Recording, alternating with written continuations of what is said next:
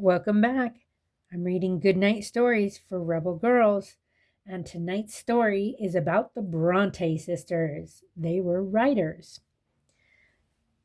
In a cold, bleak house in northern England, there once lived three sisters. Charlotte, Emily, and Anne were often alone.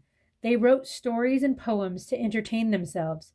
One day, Charlotte decided to send her poems to a famous poet and ask what he thought of them. He dismissed them and responded, "Literature cannot be the business of a woman's life.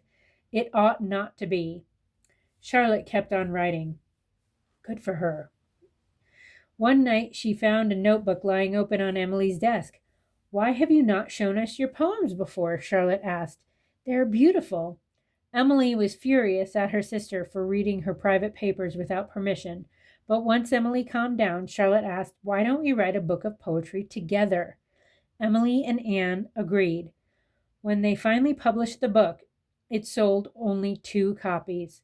But they didn't give up. They kept working in secret, discussing their writings at the dinner table. This time, they each worked on a different novel.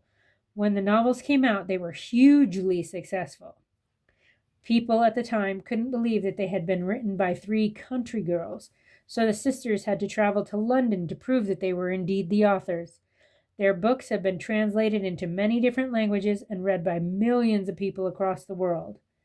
Charlotte was born on April 21st, 1816, and died March 31st, 1855.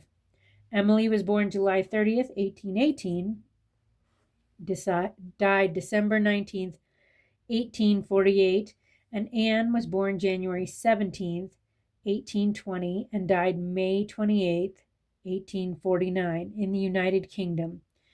Charlotte's quote says, "I am not an angel, and I will not be one until I die. I will be myself."